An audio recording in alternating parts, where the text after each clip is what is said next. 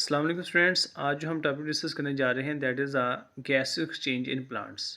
तो बोर्ड में ये भी लॉन्ग क्वेश्चन आता है इस तरह से कि डिस्कस और एक्सप्लेन एक्सचेंज ऑफ गैसेस और गैस एक्सचेंज इन प्लांट्स। तो first of all we should know about there are three sides in plants through which gases can be exchange. तो आइए देखते हैं वो कौन कौन से तीन साइड्स हैं। सबसे पहले हमें प्लांट का जो ना वो स्ट्रक्चर अंडरस्टैंड करने की ज़रूरत है। प्लांट्स में तो मोस्टली हम ये डिस्कस करते हैं कि इसमें जो है ना वो ऑर्गन सिस्टम नहीं होता, लेकिन फिर भी जनरली हम प्लांट्स के दो तरह के सिस्टम को स्केच करते हैं। एक वो है जो अंडरग्राउंड होता है, उसको हम कहते हैं रूट सिस्टम, और दूसरा वो है जो सॉइल से बाहर है, जिसको हम कहते हैं ये इसका शूट सिस्टम है। तो ये देखते हैं बेटे, ये सबसे पहले तो हम डिस्कस करेंगे इसका जो सॉइल से बाहर वाला हिस्सा है। तो यहाँ पे बेटे हम बना रहे हैं, ये इसके लीव्स हैं इस तरह से, ऐसे ये लीव्स हम बनाएंगे। ज़ाहिर है बेटे, अगर आपको ये लॉन्ग क्वेश्चन आता है तो डेफिनेटली आपको इसकी डायग्राम तो बनानी पड़ेगी ना। तो ये इस तरह से हम बनाते हैं इसके, ये एरियल पार्ट्स हैं इस तरह से ये। तो इसमें हम इसको प्रॉपर तौर पर इसके लीफ बना सकते हैं। जैसे ये एक लीफ है, तो leaf is the main side for the gas exchange in plants. This is another leaf. जो यंगर लीव्स होंगे उनको हम ऊपर बनाएंगे और वो कंपैरेटिवली छोटे होंगे ये इस तरह से। इसमें इस तरह से आपने मिडरी बनानी है और साथ में इस तरह से इसका वेन और वेनलेट्स बनाएंगे ऐसे। ठीक है स्टूडेंट्स, तो ये है इसके एरियल पार्ट्स। तो ये स्टेम है इसका, and you know that is the stem is the main supporting organ, and this is the leaf, and here is the main root. इस रूट को हम कहते हैं टैप रूट, और इससे निकलने वाली जो लेटर साइड्स पे रूट्स हैं इनको सेकेंडरी रूट्स या लेटर रूट्स का नाम देते हैं। और जो मेन रूट है उसको टैप रूट भी कहते हैं, प्राइमरी रूट भी कहते हैं। और इनसे फिर आगे फर्दर इस तरह से एक पूरा नेटवर्क निकलता है जिसको हम रूट हेयर्स कहते हैं, जो कि रूट का सरफेस एरिया बढ़ाते हैं फॉर एब्जॉर्प्शन। तो स्टूडेंट्स, सबसे पहले हम देखते हैं इसमें लीफ का स्ट्रक्चर। लीफ का अगर बेटे हम स्ट्रक्चर देखें तो हम देखते हैं कि लीफ की दो तरह की डर्मस है। एक है इसकी अपर एपिडर्मस, और अपर एपिडर्मस में मोस्टली जो है ना वो स्टोमेटा नहीं होते, और एक है इसकी लोअर एपिडर्मस। तो लोअर एपिडर्मस के अंदर इसके छोटे छोटे से पोर्स होते हैं जिनको हम स्टोमेटा कहते हैं। और अगर ये एक बनाएंगे हम या एक है तो इसको स्टोमा का नाम देते हैं। इस तरह से स्टूडेंट्स, ये इसके लोअर एपिडर्मल सेल्स हैं। इनके दरमियान में कुछ स्पेशल तरह के इस तरह से बीन शेप सेल्स हैं जिनको हम गार्ड सेल का नाम देते हैं ऐसे। तो गार्ड सेल के दरमियान में एक आपको छोटा सा पोर नज़र आ रहा है, इस पोर को क्या कहेंगे हम? स्टोमा। अगर एक है तो स्टोमा, अगर ज़्यादा तो स्टोमेटा, स्टोमा। तो ये बाहर वाला जो इन्वायरमेंट है, यहाँ पे आपको पता है बेटा ये एटमॉस्फेयर का ये इन्वायरमेंट है, यहाँ पे एयर वगैरह है। यहाँ पे आप लिख सकते हैं ये इसमें ऑक्सीजन वगैरह है। ठीक है जी। तो ये इसकी लीफ का अंदर वाला हिस्सा है, इसमें आप बनाएंगे ये मेन फोटोसिंथेटिक सेल्स हैं। They are present in the air spaces of the leaf. तो ये इंट्रासेलुलर स्पेसिस के दरमियान में ये पाए जा रहे हैं। तो ये बेटे इसके हैं mesophyll cells, mesophyll cells, and mesophyll cells are main photosynthetic cells. ये दो तरह के होते हैं, जो क्लोजली पैक होते हैं इनको कहते हैं पैलिसेड मेसोफिल सेल्स, और सम टाइम ये इस तरह से एक दूसरे के दरमियान में काफ़ी स्पेसेस से भी एग्जिस्ट करते हैं, इनको कहते हैं स्पॉन्जी मेसोफिल सेल्स। तो अब ये जो ऑक्सीजन बाहर है, जो एटमॉस्फेयर के अंदर ऑक्सीजन है, इसने इस स्टोमेटा के ज़रिए से, इन पोर्स के ज़रिए से इस एयर स्पेस में आना है। यहाँ पे सपोज़ कि हम ये छोटे छोटे जो है ना वो ऑक्सीजन के मालिक्यूल बना रहे हैं। ठीक है जी। यहाँ से फिर ये डिफ्यूज़ होके मेसोफिल सेल में मूव करेंगे। तो मेसोफिल सेल के अंदर जाके फिर इसने ऑक्सीजन को तोड़ना है, सॉरी ग्लूकोज को तोड़ना है। जब ग्लूकोज टूटेगा तो डेफिनेटली ये प्रोसेस है इंट्रा सेलुलर रेस्पिरेशन का, जिसको हम सेलुलर रेस्पिरेशन भी कहते हैं। यहाँ पे ग्लूकोज वगैरह टूटेंगे, एनर्जी इसको मिलेगी। फिर जब एनर्जी मिलेगी तो यह सारे ये एनर्जी इसकी तमाम एक्टिविटी को परफॉर्म करने के लिए इस्तेमाल होगी। फाइनली इसमें से निकलेगी कार्बन डाइऑक्साइड, और वो कार्बन डाइऑक्साइड फिर इन्हीं पोर्स के ज़रिए से बाहर निकल आएगी। ठीक हो गया जी। तो ये जो गैसेस एक्सचेंज हुई हैं, इनके ऑक्सीजन प्लांट के सेल के अंदर गई, और वहाँ से कार्बन डाइऑक्साइड रिवर्स हुई, इस प्रोसेस को हम क्या कहते हैं, एक्सचेंज ऑफ गैसेस। डेफिनेटली जो रेस्पिरेशन है वो सेल के अंदर हो रही है, तो इसको हम सेलुलर रेस्पिरेशन कहते हैं। Cellular respiration is the main you can say that activity for the production of energy. तो हम कहते हैं प्लांट्स में मेन जो साइट है ना गैस एक्सचेंज के लिए, वो इसके क्या है बेटे, स्टोमेटा हैं। तो स्टोमेटा जो है ना वो प्लांट्स के लीव्स में पाए जाते हैं।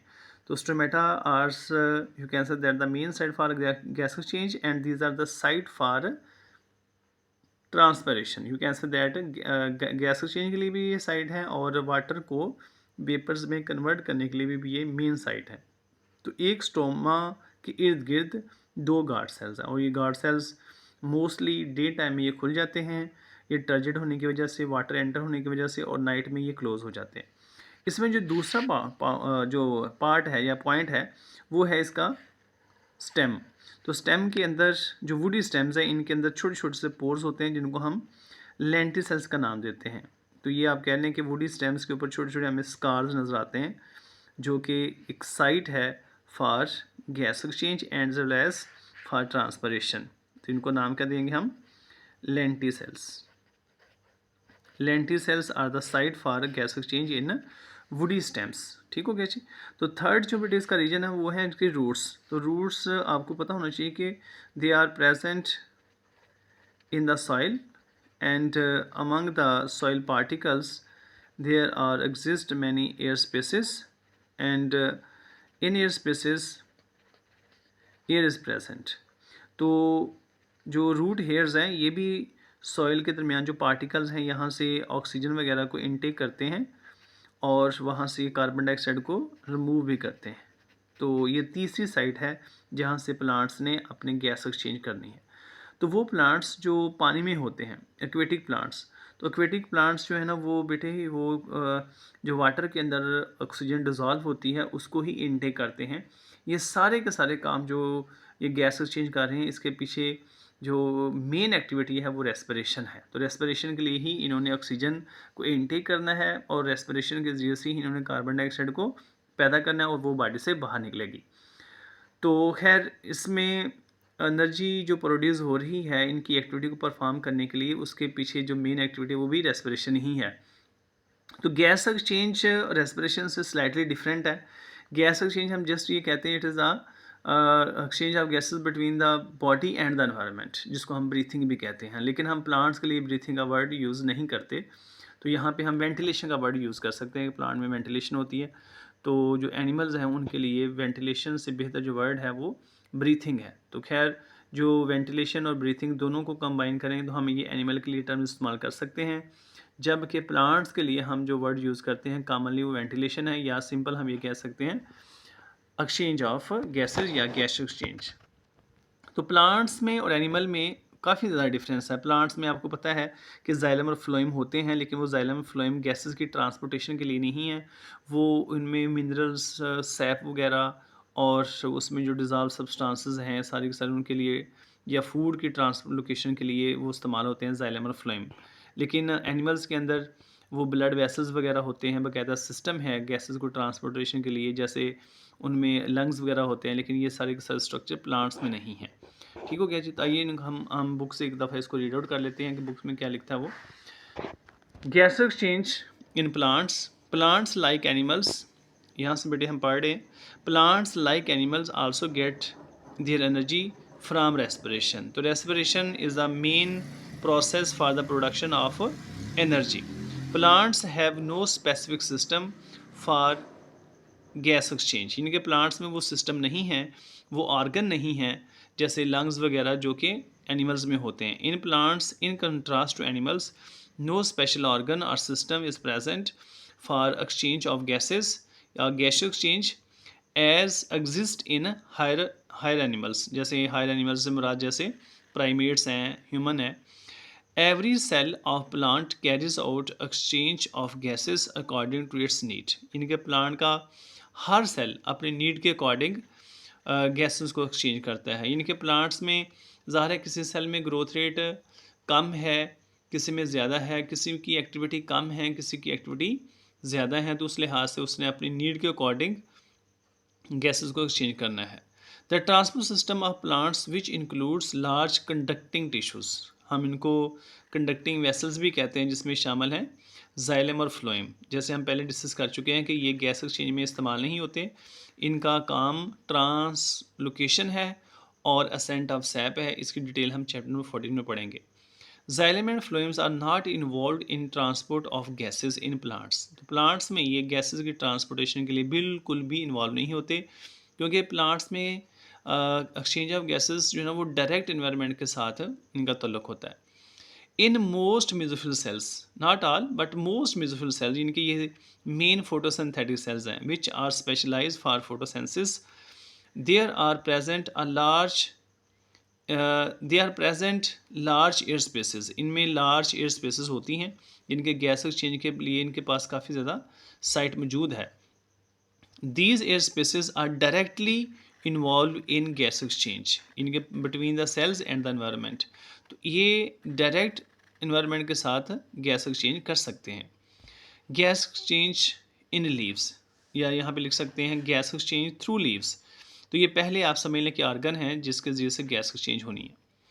The air spaces are comparable to honeycomb, इनके आप हनी कॉम इनके जो हाइव है, इनके शहद की मक्खी का जो छत्ता है, उसके साथ आप एयर स्पेसेस को कंपेयर कर सकते हैं। दीज एयर स्पेसेस में comprises up to 40% to the total volume of the leaf. यानी कि एम सी क्यूज़ में पूछा जा सकता है कि आमतौर पर एक एवरेज एक लीफ के अंदर एयर स्पेसेस कितना जो है ना उसका वॉल्यूम लीफ का कवर कर रहे होते हैं। तो नेक्स्ट मेट्रिक क्वेश्चन है, नेक्स्ट स्टेटमेंट हम देखते हैं। Stomata are the main source of gas exchange in plants. तो ये भी आपको एमसीक्यूज में पूछा जा सकता है कि प्लांट्स में गैस एक्सचेंज का मेन सोर्स या मेन साइट कौन सी है। तो आपने बताना है कि stomata are the main source और main site of gas of exchange of gases in plants, and stomata are small pores which are surrounded by God cells. The singular form of the stomata is the stoma, and are largely present in the leaves and in young stems. Young stems मतलब they are present in the growing plants. इनके green plants जिनकी जो stem है वो green हो, young हो, उनके stems के अंदर भी stomata पाए जाते हैं। Land plants get their oxygen directly from air which enter through stomata. तो ये आप समझ लें कि स्टोमेटा की इंपॉर्टेंस भी है कि स्टोमेटा की जो रोल है उसका ये है कि इसमें से डायरेक्टली जो है ना वो ऑक्सीजन वगैरह प्लांट के लीफ के अंदर दाखिल होती है, और प्लांट के लीफ से कार्बन डाइऑक्साइड वापस भी इसी वे से आती है। और याद रखें स्टूडेंट्स, मैंने जैसे पहले बताया है कि स्टोमेटा के ज़रिए से ट्रांसपरेशन भी होती है, यानी कि वाटर के वेपर्स भी इन्वायरमेंट में जाते हैं।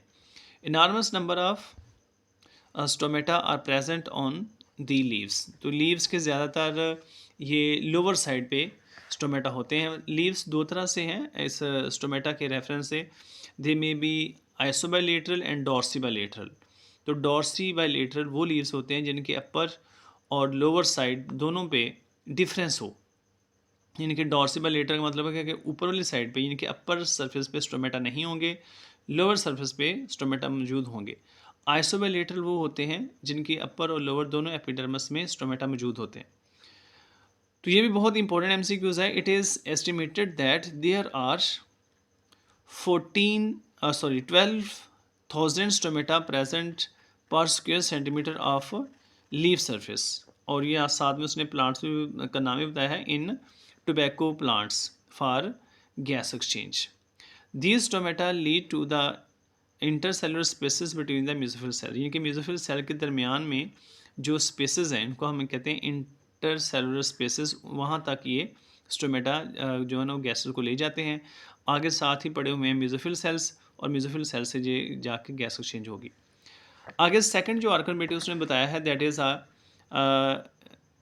गैस एक्सचेंज इन स्टेम या through stem. In older stems, यानी कि ओल्डर स्टेम या आप कह लें कि वुडी स्टेम्स, कॉर्क टिश्यू, यानी कि उनका जो बाहर वाला स्टेम का जो हिस्सा है, सबसे बाहर तो उसका बार्क है, उसके नीचे जो है ना उसका कॉर्क है, is present which is formed of the dead cells. ठीक है, जो कॉर्क के अंदर जो डेड सेल्स हैं, the cork tissue has special pores called lenticels which involve in gaseous exchange. तो याद रखें स्टूडेंट्स, ये गैस एक्सचेंज में भी इन्वॉल्व हो रहे हैं और इसका काम दूसरी तरफ ट्रांसपरेशन में भी है। जैसे मैंने पहले डिस्कस किया है कि ये जो है ना वुडी स्टेम्स, इनके साथ ये लेंटिसल्स होते हैं, ये स्मॉल पोर्स हैं, ये स्कार्स होते हैं, इनमें पेरेन्काइमा सेल्स पाए जाते हैं। पेरेन्काइमा सेल्स के दरमियान में काफ़ी ज़्यादा एयर स्पेसेस होती हैं, तो ये भी ओपन और क्लोज़ होते रहते हैं। इनके ज़रिए से ट्रांसपरेशन भी होती है और गैस एक्सचेंज भी हो रही है। तो इसके बाद स्टूडेंट्स नेक्स्ट वो बताता है कि gas exchange in roots are through roots. The roots of the land plants get their oxygen from air existing in the spaces between the soil particle. इनके सॉइल पार्टिकल के दरमियान में जो स्पेस है, उस स्पेस के अंदर भी एयर मौजूद है। तो रूट्स जो है ना वो उस ऑक्सीजन से, उस एयर से ऑक्सीजन को लेंगी और वहाँ पे कार्बन डाइऑक्साइड को रिलीज़ करेंगी। The finally point that is gas exchange in aquatic plants.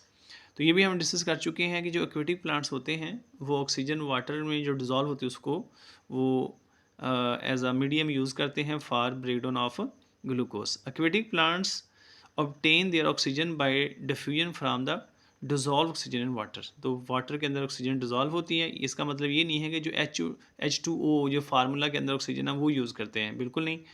Water के अंदर जो डिज़ोल्व ऑक्सीजन है वो उसको प्लांट से उसको जज़ब करते हैं और अपनी तमाम जो रेस्पिरेटरी एक्टिविटी हैं उससे वो मीट करते हैं। और वो ऑक्सीजन एयर से भी पानी में डिज़ोल्व हो सकती है, या फिर फोटोसिंथेसिस के दौरान जो प्लांट ऑक्सीजन पैदा करते हैं वो भी वाटर के अंदर डिज़ोल्व हो सकती है। तो ये था स्टूडेंट्स ओवरऑल ये क्वेश्चन। तो इस क्वेश्चन की मैं डायग्राम डिस्कस कर चुका हूँ। ये ओवरऑल बेटे आपने लॉन्ग क्वेश्चन में डिस्कस करना है, इसकी डायग्राम भी बनानी है। ठीक है जी। Best of luck, best wishes, अल्लाह हाफिज़।